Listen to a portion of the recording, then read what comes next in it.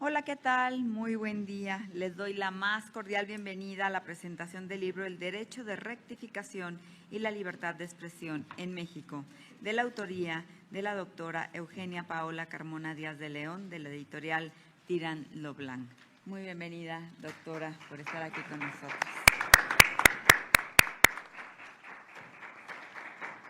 Es un gusto para mí presentar a quienes nos acompañan el día de hoy en el Presidium, el magistrado Felipe de la Mata Pizaña de la Sala Superior del Tribunal Electoral del Poder Judicial de la Federación. Bienvenido. La doctora María Macarita Elizondo Gasperín, catedrática del posgrado de Derecho de la Universidad Nacional Autónoma de México y catedrática también de la Escuela Judicial Electoral. Bienvenida, doctora. Y bueno, pues por supuesto nuestra autora de la obra que se presenta, la doctora Eugenia Paola Carmona Díaz de León, catedrática también de la UNAM y egresada de la Escuela Libre de Derecho. Bienvenida, doctora. Muchas gracias a todas las personas que se encuentran aquí en el aula magna de la Escuela Judicial Electoral para la presentación de esta interesante obra, El derecho de rectificación y la libertad de expresión en México, de la editorial Tirán lo Blanc. Y también muchísimas gracias a todas las personas que nos siguen a través de las redes sociales de la Escuela Judicial Electoral. Para comenzar la presentación, voy a ceder el uso de la voz en primer lugar a la doctora Macarita Elizondo Gasperín, ex magistrada regional electoral de este Tribunal Electoral, catedrática del posgrado de Derecho en materia de técnicas legislativas en la UNAM y, como lo dije, también de la Escuela Judicial Electoral. Por favor, doctora, le cedo el uso de la voz. Adelante. Claro que sí. Buenos días tengan todos ustedes. En verdad, para mí es un gran gusto coincidir en tiempo y espacio en esta aula, en esta escuela judicial. Gracias al magistrado Felipe de la Mata, que me da la oportunidad, ya platicaré sobre parte de esta historia que siempre nos ha convocado, que es la materia electoral. Gracias a la doctora Gaby Rubalcaba y a mi gran amiga, la doctora Paola Carmona, autora de este gran libro. Déjenme, siempre la presentación de los libros, bueno, pues implica que hablemos del libro, aunque hay presentadores que aluden a temas convergentes. Claro que hay muchos temas convergentes. Gracias a todos ustedes por su presencia, por escucharnos. Desde aquí mando un saludo a los que nos escuchan a distancia. Y saludo desde aquí a Darío, cuyo papá, el magistrado Mora, ¿verdad?, también fue uno de los grandes fundadores y pilares de que construyeron esta institución. Fíjense que esta obra, El derecho de rectificación y la libertad de expresión en México, tiene el tino de tener la visión y el análisis completo, doctrinal, jurisprudencial, de tres vertientes y pilares. El derecho a la libertad de expresión y la difusión de las ideas, el derecho de la personalidad, la imagen, la reputación y el honor, y también el derecho a la información. Esta obra, que después nos dirá la autora cómo hizo la compilación en esta obra de 300 libros, 300 fuentes, y haberlas compilado dijéramos, de corte de bisturí para traernos la pepita de la mina y aterrizarnos en que la libertad de expresión nos lleva obviamente a la difusión de las ideas, pero también nos lleva a el esquema de cómo también con ese pilar y basado en esa libertad, ¿verdad?, puede polarizarse a la población y a la sociedad.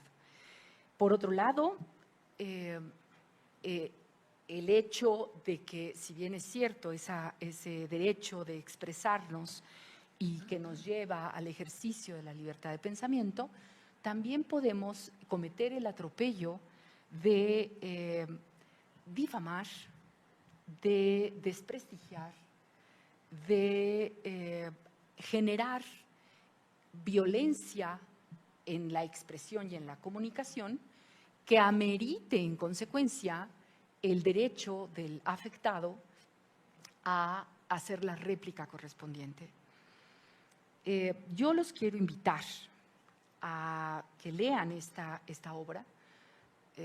Como dicen los jóvenes, no quiero spoilear el contenido, pero sí déjenme preguntarle a la doctora Paola, en esta recopilación que tiene gran parte de una trayectoria histórica, ¿verdad? Seguramente hubo momentos divertidos, entretenidos de la historia, que le llevó a quedarse con algunas partes, otras excluirlas porque era demasiada información.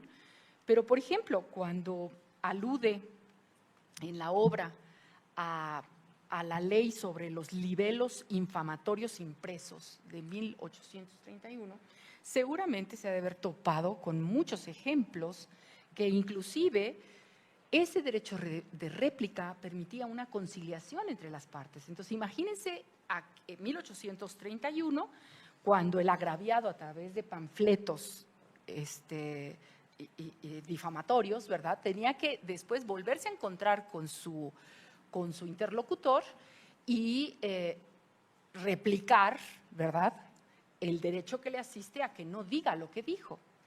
Estamos hablando de 1831. Y se viene en esa línea del tiempo, analiza inclusive lo que ahora ya tenemos como los medios de control constitucional, los principales medios de control constitucional, entre ellos la acción de inconstitucionalidad. Y me encanta su forma didáctica de hacerlo. Ella es una maestra universitaria del posgrado, somos compañeras catedráticas del posgrado en la UNAM.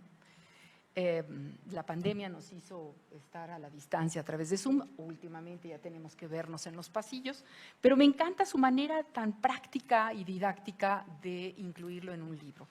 Y contiene la acción de inconstitucionalidad que refiere sobre la ley reglamentaria, por lo pronto, del artículo 6º, y en lugar de hacerlo azaroso y complicado y difícil, como suele pasar en algunas sentencias, ¿verdad?, ella lo va narrando a través de preguntas. Y entonces hace sus preguntas.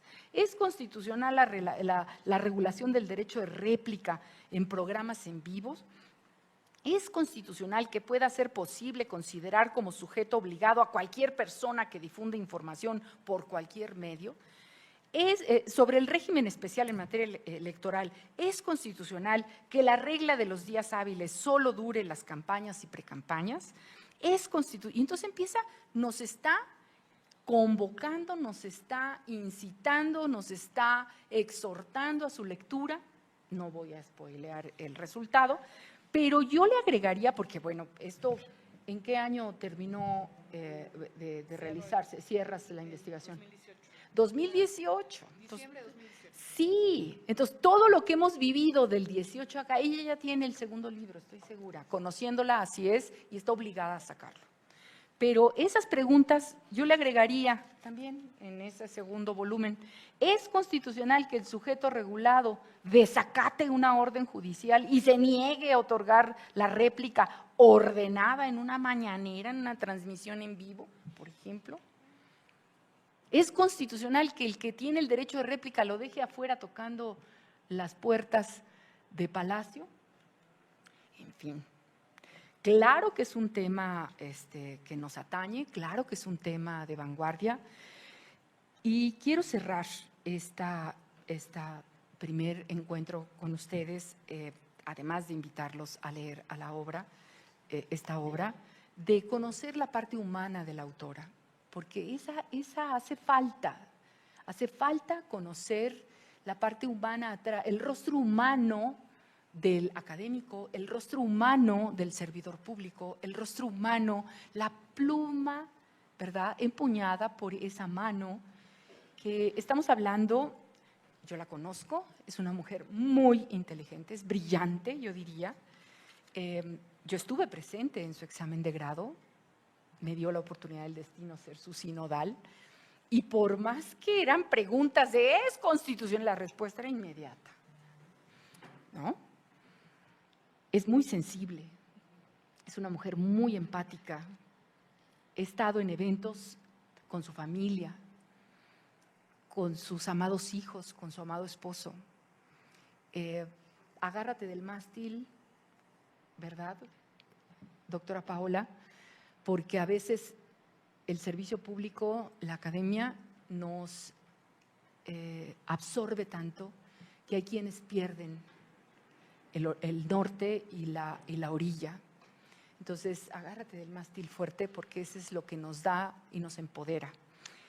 Ella siempre ha sido una gran sembradora, con esa sencillez que la caracteriza y esa mirada bonita que siempre ha tenido.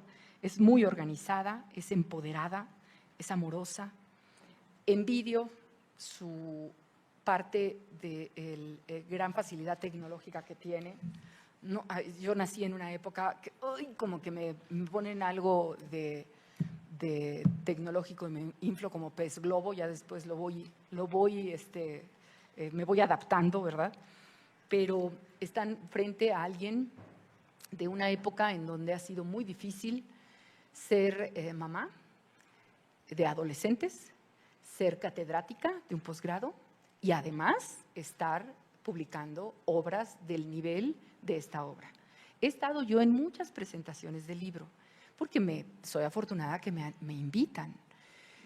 Y déjenme decirles que para que esta editorial, que es Tirano Blanc, abra sus puertas hoy día en un esquema digitalizado y de las inteligencias artificiales, abra sus puertas para hacer un libro impreso, es porque amerita efectivamente quedarse en los anales, en la historia de las bibliotecas.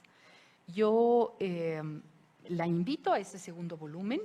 Si quisiera estar platicando con ustedes hasta lo que veo hoy en el periódico y que nos refieran, ¿verdad?, que todo lo que está sucediendo el día de ayer de la resolución de la Corte, que ya teníamos el proyecto, y de las violaciones al procedimiento legislativo y la evolución que están teniendo los criterios judiciales. Pero déjenme decirles que me siento halagada, sé que va a haber otros momentos en donde podamos platicar de ello. Soy afortunada que todavía escribimos y nos reconocen en algunos medios de redes sociales, ¿verdad? Y ya habrá otro momento para platicar sobre todo lo que estamos viviendo de cambio de época. No es una época de cambios, es cambio de época. Tenemos que entender las dimensiones de lo que estamos viviendo. Me encanta estar aquí, quienes somos universitarios. Me encanta la relación universitaria que tenemos de la Universidad Nacional Autónoma de México.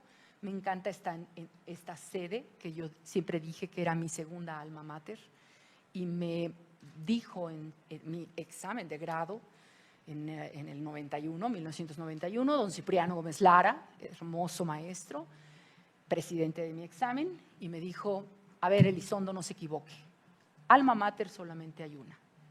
Será para usted el Tribunal Electoral una tía muy querida y hasta ahí.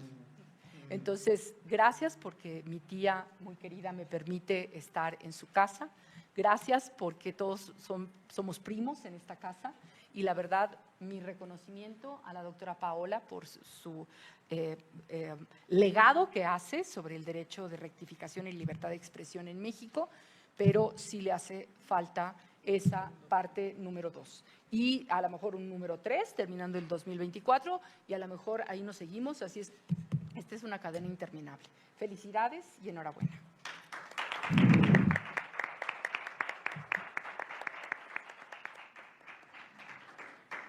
Agradecemos a la doctora Margarita Elizondo Gasprín su excelente presentación. Y a continuación cederé el uso de la voz al magistrado Felipe de la Mata Pizaña de este órgano jurisdiccional. Adelante, por favor. Gracias, Gaby. Para mí es un gusto estar con todos ustedes, pero particularmente, sin duda, antes que otra cuestión, con la doctora Macarita Elizondo, que es una de las fundadoras de esta casa. Yo diría, ahorita la saludé y le dije, bienvenida a su casa, pero es que es tal cual. Ella, pues, construyó esta casa.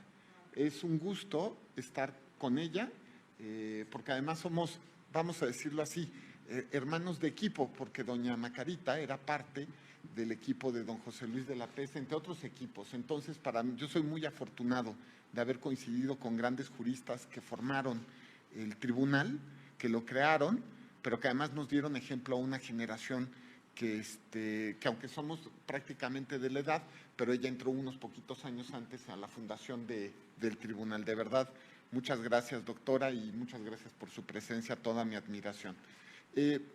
Estar en una presentación del libro de mi queridísima amiga Eugenia Paola Carmona Díaz de León es un gusto enorme.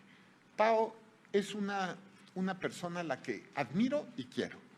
Admiro desde que éramos unos chamacos. La verdad es que Pao, teníamos 18 años cuando comenzamos a ser amigos. Y Pao, la verdad, pues siempre fue muy estudiosa. Ahora, no sé cómo se diga, pero en esa época nos decían, porque yo era del mismo club, entonces nos decían nerds, ¿no? Y la verdad es que los nerds nos identificamos los unos al otros, como que nos encontramos en la calle y decimos, mira, ahí va uno como yo. Y la verdad, nos hicimos amigos y descubrí de ella muchas cosas padres, como que canta maravilloso, que toca la guitarra, todavía mejor compone canciones preciosas, escribe, y el otro día platicando me di cuenta de algo que es todavía mejor, y no nos pusimos de acuerdo. Los dos estábamos escribiendo una novela. O sea, de repente estábamos platicando, de repente le digo, estoy escribiendo una novela. Y me dice, Pau, yo también. Benditos a Dios, no del mismo tema. pero sí tiene que ver con temas políticos y de historia, así que más o menos, ¿no? De verdad, querida Pau, que me da mucha alegría por todo el cariño. Yo certifico que además eres una de las mejores personas que tiene el medio jurídico en este mundo, donde si algo he aprendido es, vamos a decirlo, que en los temas académicos hay tantas, pues, ¿cómo decirlo?, tanta soberbia intelectual, tantas personas tan llenas de soberbia. Justo encontrar una persona de bien, decente, que además, siendo alguien muy estudioso y con tantas virtudes, de verdad, con mucho entusiasmo enseñas, compartes, ¿no? De verdad no sabes cómo te lo agradezco. En fin, y además ahora que además trabajas en la Libre, de verdad no sabes el gusto que me da, ¿no? En fin.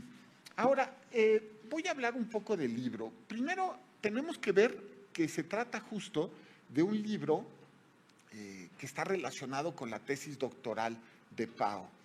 No es pequeña cosa la tesis doctoral de Pao. Pao ganó un premio nacional por la mejor tesis doctoral. Eso es lo que estamos teniendo entre nuestras manos. Además, Irán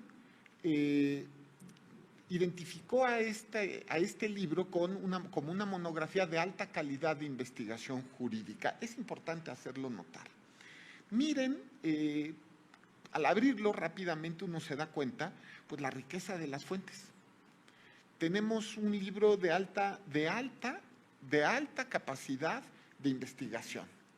Luego, la verdad, habemos algunos que nos queremos, voy a reírme un poco de mí mismo, porque iba a decir que nos queremos doctorar rápido, pero en un doctorado me doctoré rápido, efectivamente, nunca publiqué esa tesis, ¿no? Y en otro, exacto, y en otro me tardé muchos años en doctorarme y esa tesis sí la publiqué. Yo estoy seguro que este texto pues demuestra que Pao hizo una investigación clara y evidente y sobre todo profunda respecto de un tema fundamental. A ver, el tema del derecho a la rectificación y la libertad de expresión, lo que me sorprende es que no sea una de las cuestiones que se estén debatiendo con importancia hoy día en México.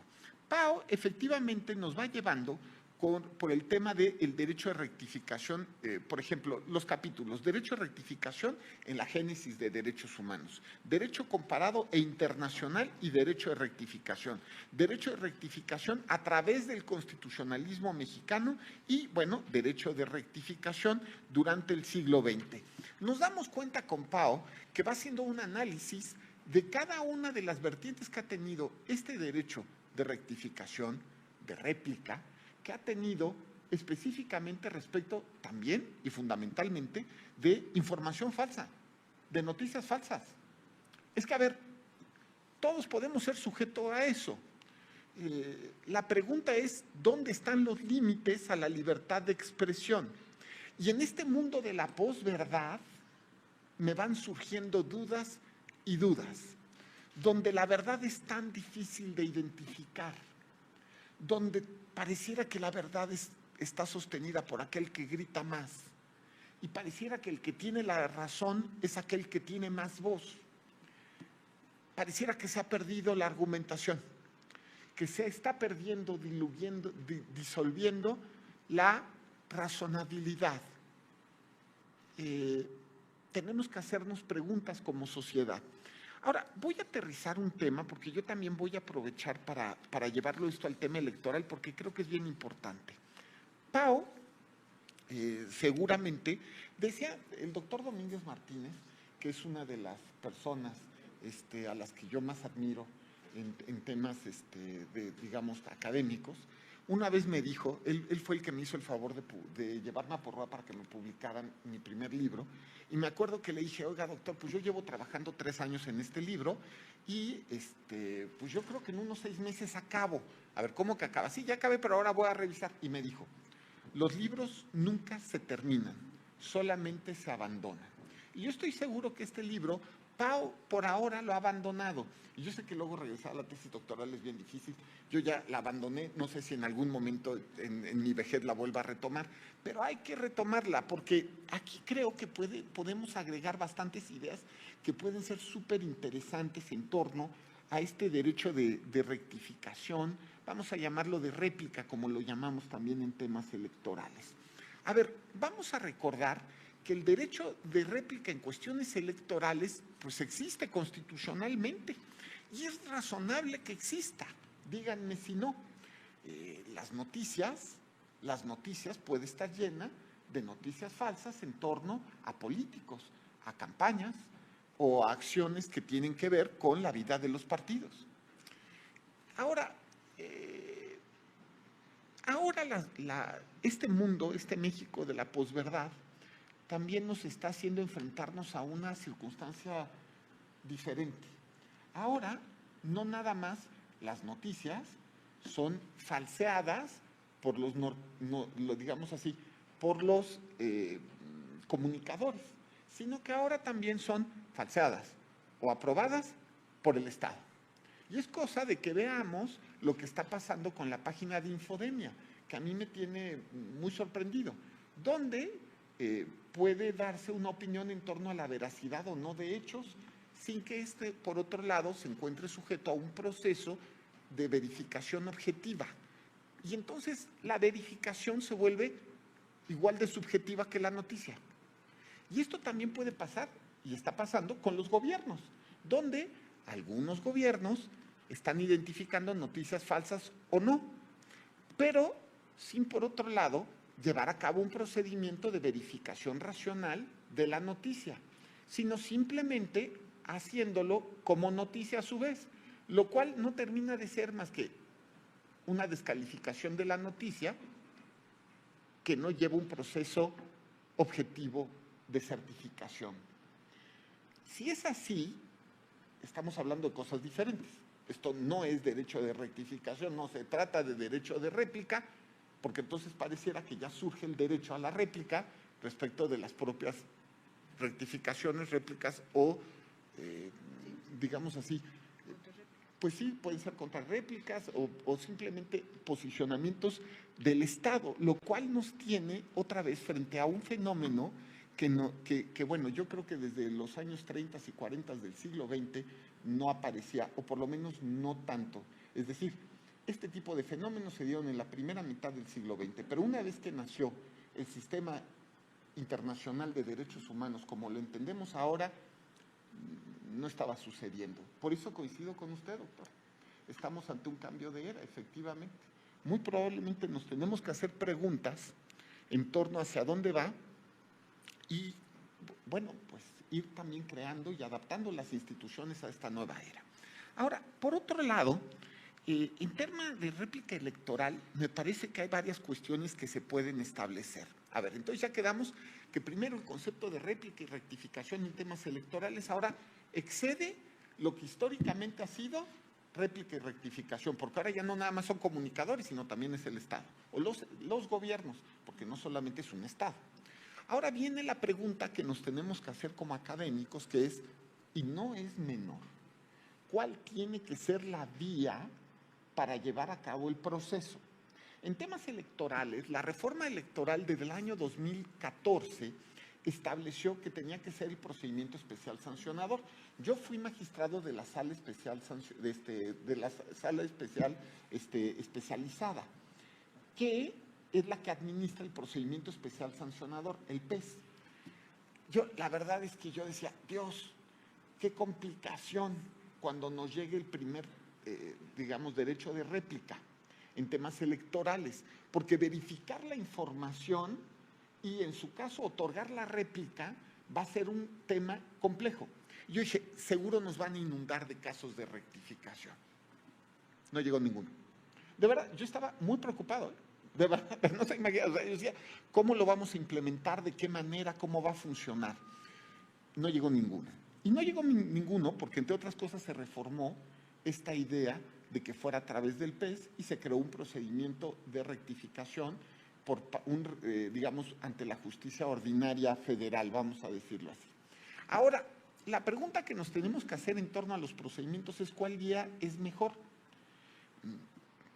El proceso ordinario tiene muchas ventajas.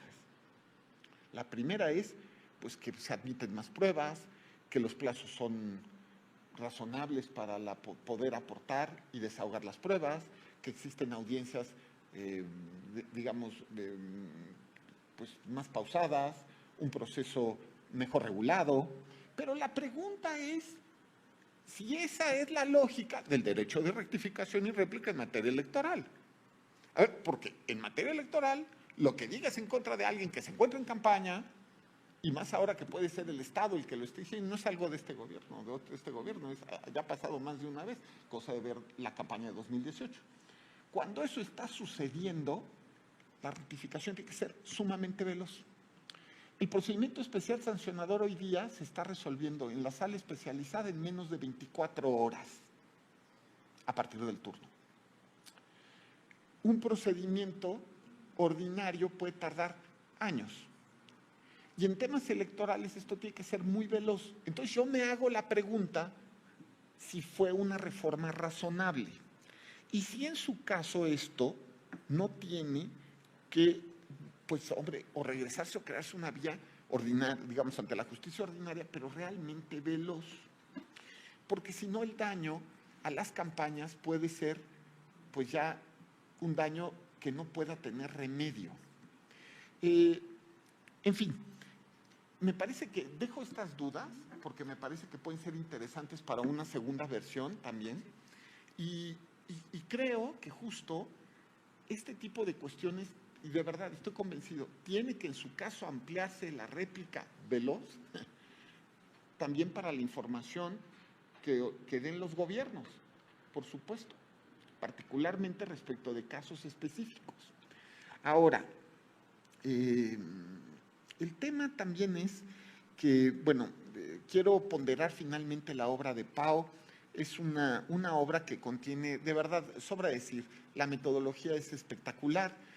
Pau nos demuestra justamente que, bueno, además es profesora de metodología, ¿no? Entonces no podíamos esperar otra cosa, ¿no? Se encuentra justamente, está llena de reflexiones históricas, filosóficas, jurídicas, sociológicas, políticas, ¿no?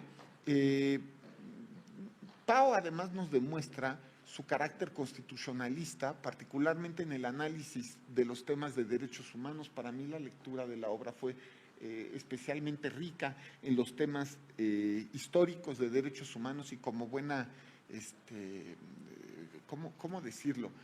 No me sorprende nada las citas de Aristóteles, de Tomás de Aquino, ¿no? ¿Cómo decirlo? Como una amiga que se formó, digamos, en la misma época que yo y en esa escuela, no me sorprende nada justamente digamos, el análisis desde una perspectiva, el propio Ockham, ¿no? Que también tenía bases, digamos, que hoy día se podría pensar conservadoras, ¿no? Por así decirlo, aunque en realidad Ockham, pues, ¿no? Era religioso, pero, pues, en realidad no llevó a, digamos, sus ideas no llevaron al pensamiento conservador, pero él era religioso, ¿no? Sí. Esos parámetros, von Mises sería conservador. Bueno, mire, mira. En fin. Imagínense las charlas de café entre ellos. Entonces, en fin, yo te quiero felicitar, Pao. Sobra decir que considero esta obra fundamental. Me parece que de verdad este es el tema, la obra más seria que se ha escrito en México respecto de esta temática.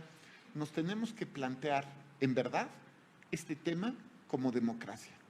No es una cosa menor la existencia de tantas mentiras en información de todo tipo por diversas fuentes.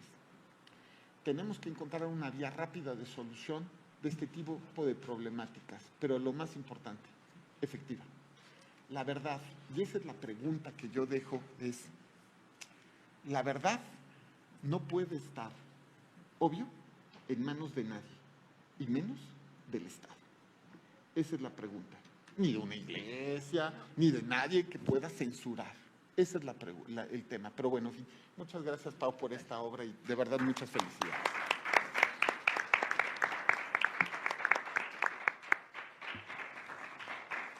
Muchas gracias, querido magistrado, por esta excelente presentación. Y bueno, pues ahora llegó la hora de darle el uso de la voz a la autora de la obra, la doctora Paola Carmona Díaz de León. Adelante, por favor. Muchas gracias, doctora.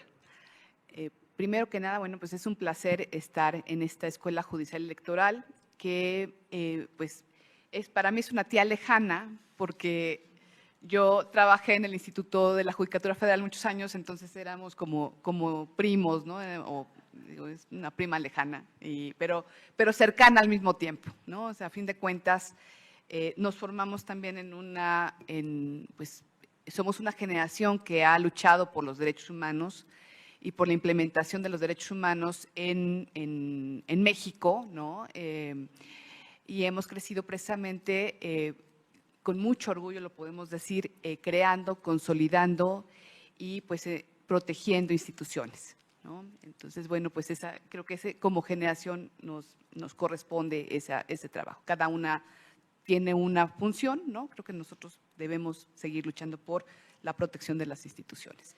Entonces, partiendo de ese postulado, digamos, surge la idea de desarrollar primero la tesis doctoral y luego, bueno, pues ya el libro. ¿Qué sucedió con la tesis doctoral? Bueno, pues en efecto este libro es producto de la tesis doctoral, pero digamos que es la versión 2.0, ahora voy a tener que hacer la 3 y la 4 y en fin, así, ¿no? ¿Por qué? Porque, bueno, cuando empecé a trabajar el tema, en realidad yo comencé a trabajar el tema como sugerencia de una profesora del posgrado, de la doctora Socorro Apresa. Y me habló del derecho de rectificación y yo dije, bueno, ¿qué es eso, no? O sea, no tenía yo la menor idea. En México, ni para cuándo, estoy hablando de 2005, entró el doctorado, derivado de esas pláticas, empiezo a trabajar el tema y me apasionó, ¿no? Porque, bueno, a fin de cuentas, era tocar, pues quizás el derecho que para mí es más importante, o sea, el derecho humano que es más importante, que es precisamente la libertad de expresión, pero que tiene un vínculo directo con lo que sería la libertad de pensamiento. Si no tenemos libertad de pensamiento y no lo podemos expresar, pues no somos seres humanos, así de fácil, ¿no? Entonces, derivado de eso, pues empiezo la investigación, se cierra en 2010, yo presento el examen en 2010, 2011 en efecto gana el premio, ¿no? Y sí la dejé dormir. Establecemos con este tipo de trabajos, con las tesis doctorales y con los libros, en realidad tiene el doctor Domínguez Martínez mucha razón, pero también establecemos una relación amor-odio con ellos, ¿no? O sea, los queremos muchísimo, pero los queremos guardar en lo más profundo de la gaveta, ¿no? O sea, no queremos, o sea, hay momentos en los que no lo queremos tanto. Pero bueno, pues ya por razones laborales la dejé descansar un tiempo y la retomo en 2017 para darle el cierre y en 2018. En efecto, faltan muchas cosas. La realidad siempre sobrepasa a la ficción, ¿no? Y sobrepasa también a las instituciones jurídicas. O sea, yo la verdad no pensé que pues durante estos años este derecho tuviera tanto impacto, ¿no? O sea, la libertad de expresión tomara ese revuelo, ¿no? Y que el derecho de rectificación pues tomara también este impacto, ¿no? Pero bueno, pues a fin de cuentas, eso es lo divertido de la vida, ¿no? Lo divertido de la vida, si todo fuera predecible sería muy aburrido. Y bueno, pues sí, en efecto es un libro que son muchos años de investigación, les digo. Sí, les digo, cuando comencé no había absolutamente nada en México, todos eran antecedentes franceses, eran antecedentes españoles, ¿no? Y de ahí ir viendo cómo relacionarlo.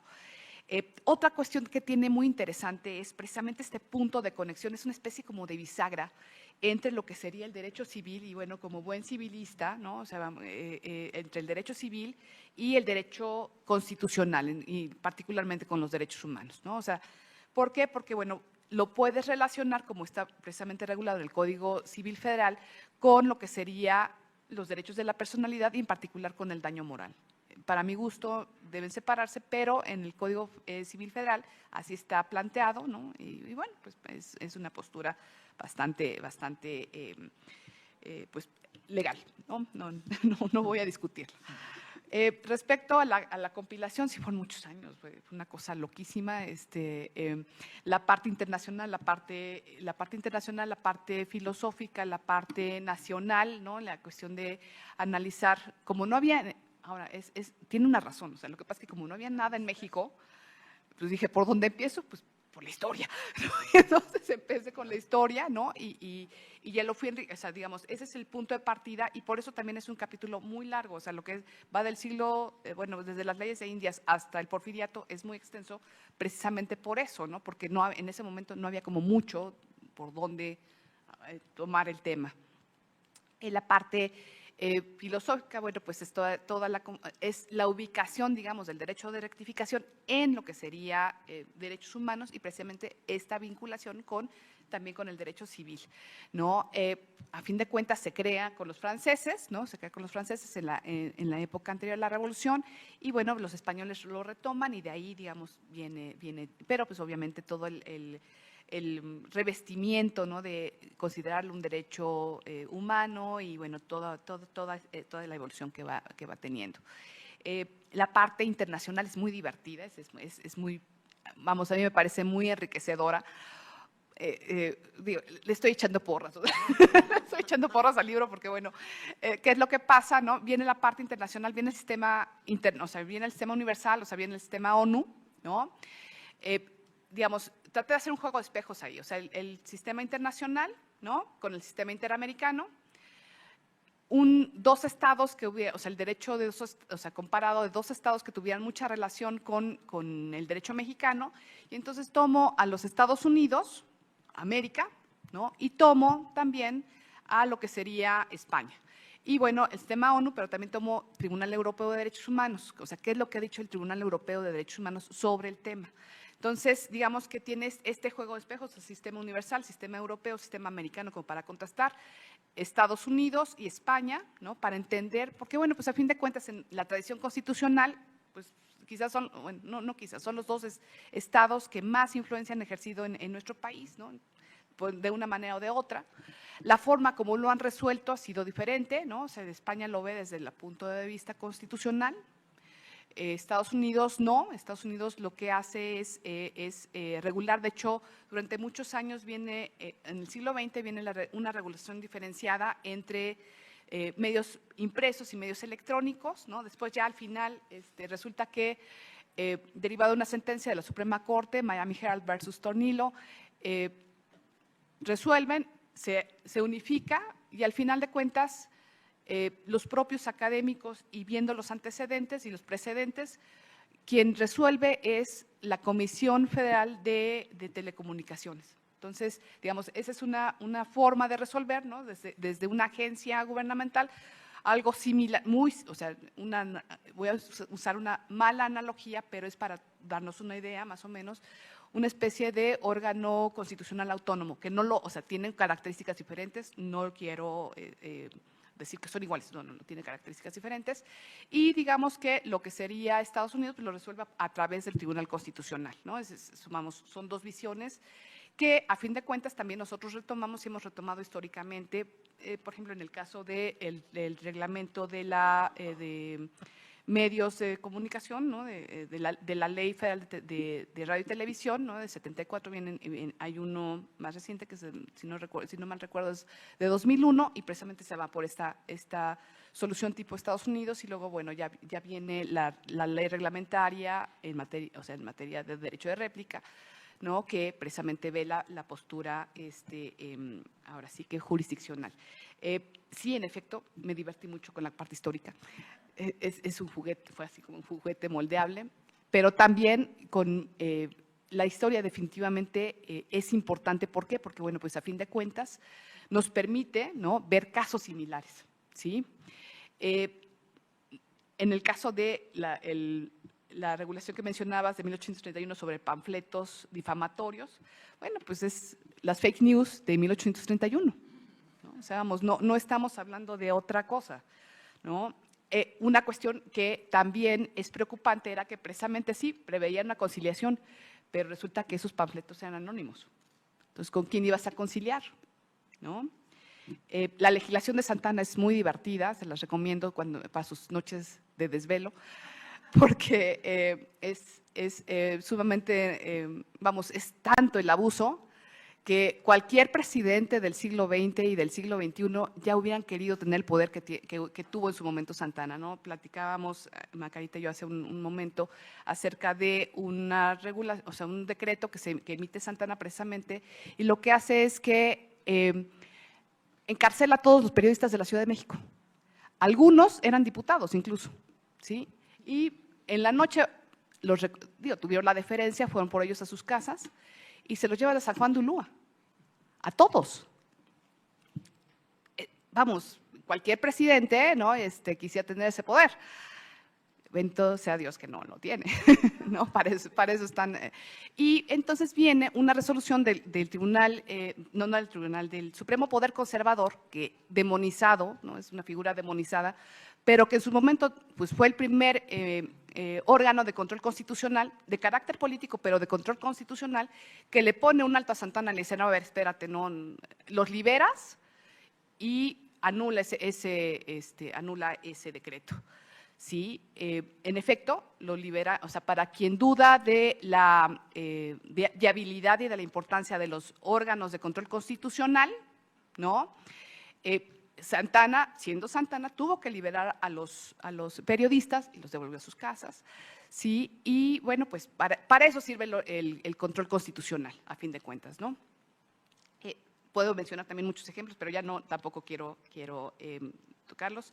En relación con lo que decía, ahora sí que tanto Felipe como Macarita, ¿no? Sí, en efecto, el problema, ¿no? El problema es la verdad y la veracidad y el pluralismo informativo.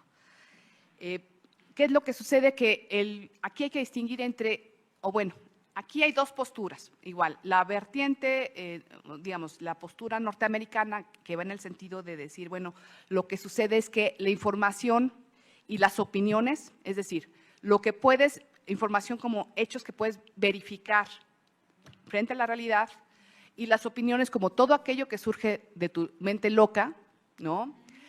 Pensando también, o sea, no me estoy refiriendo a las expresiones, por ejemplo, artísticas, ¿no? Es una caricatura, por ejemplo, una pintura, ¿no? Vamos, no estoy hablando mal. Sí, la mente creativa, sí, la mente creativa.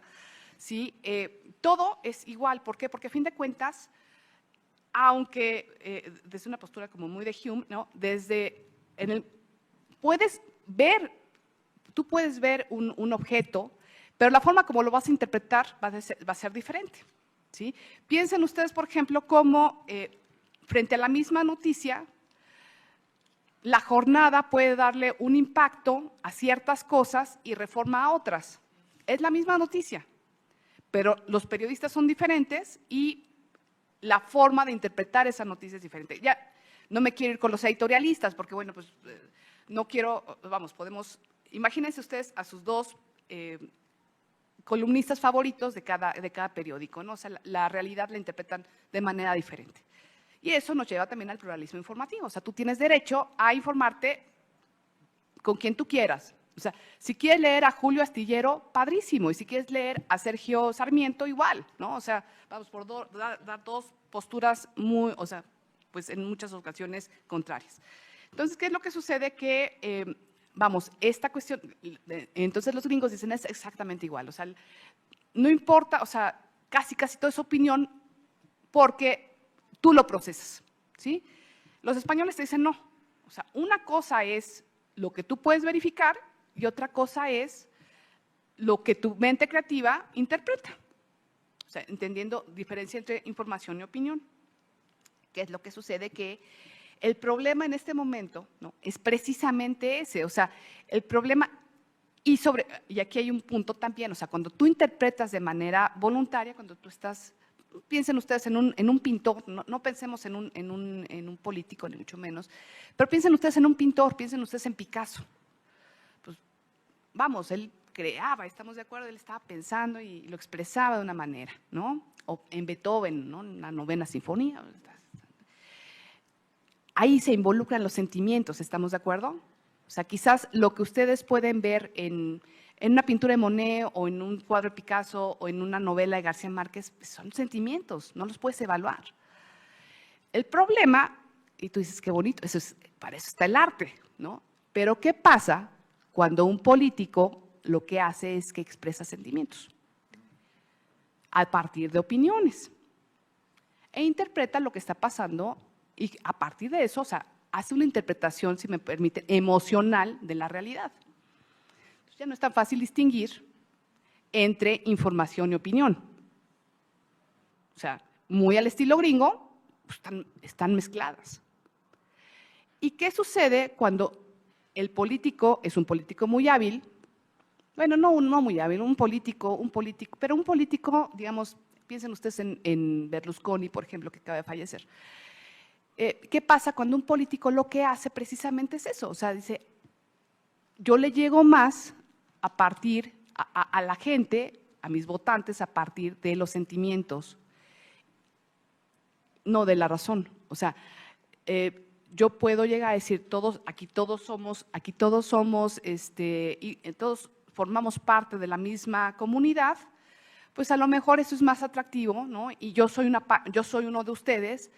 Quizás suena más atractivo pues consulten el artículo 4 de la Constitución y vamos a ver que todos somos iguales ante la ley.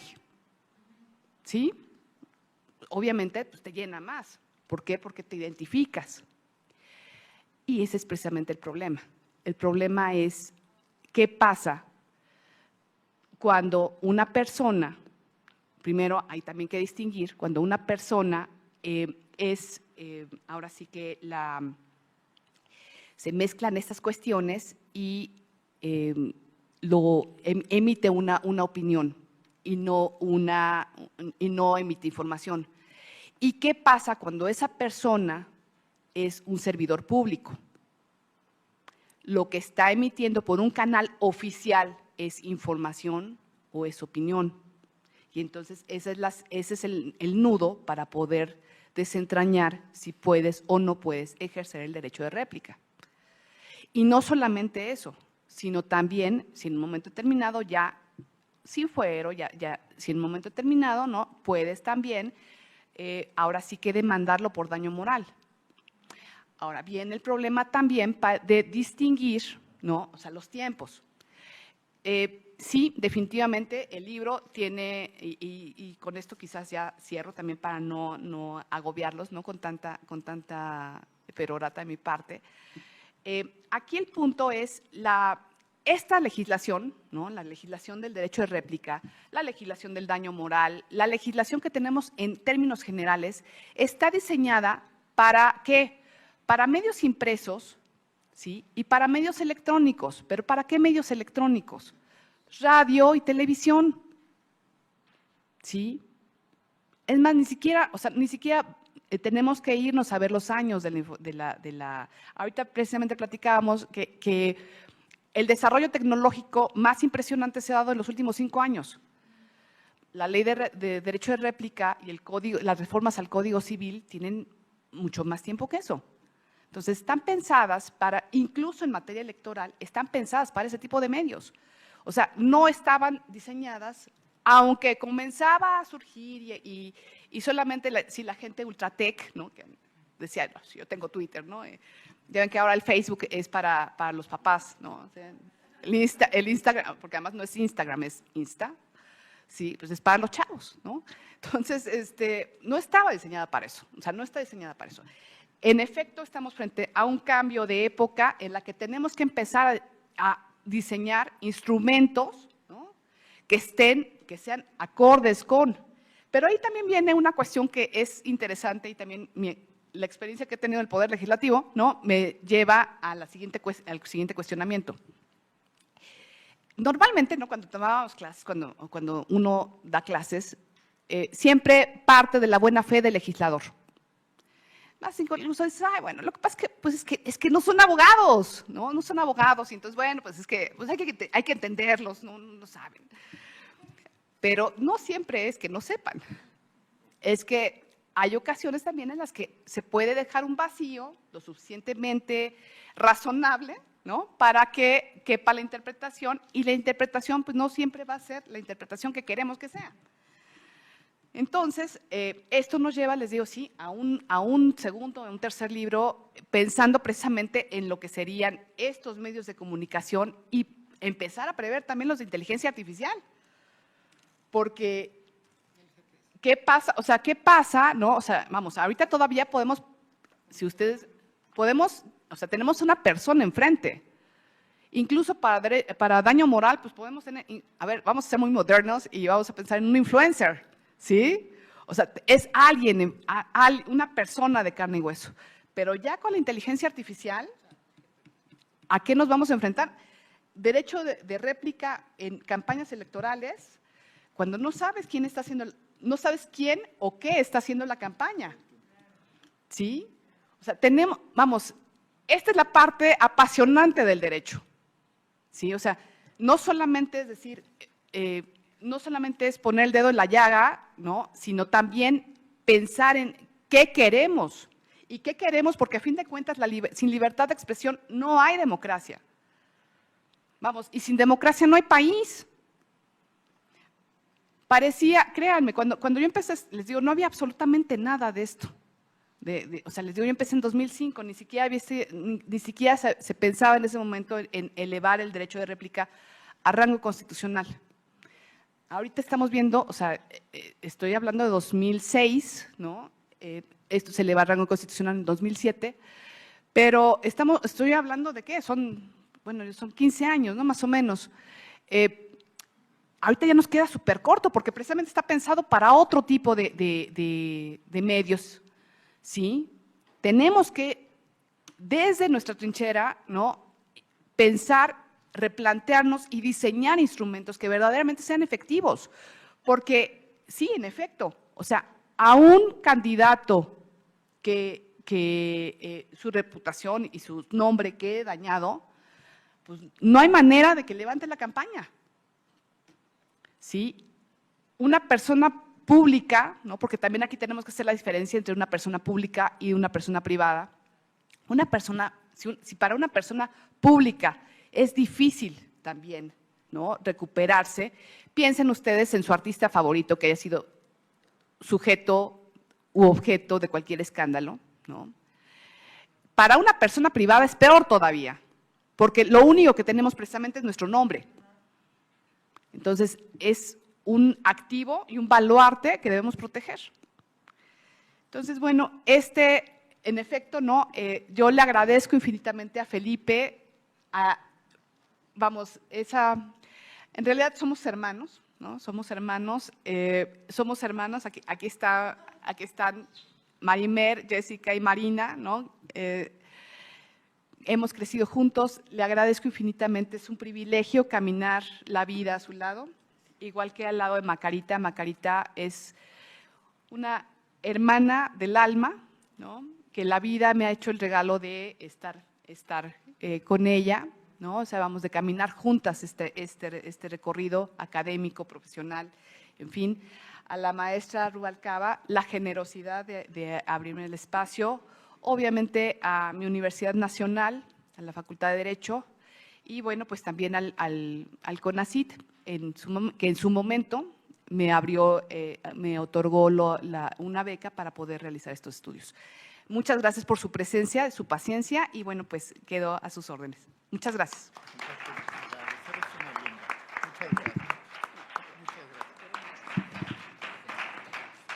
Agradecemos a la doctora Paola Carmona Díaz de León su valiosa presentación y bueno, pues no me resta más que invitarlos a adquirir esta excelente obra. Como ya escucharon, pues tiene grandes aportaciones para todos los que estamos interesados en estos temas y pues todos los que debemos de conocer que estamos en este país.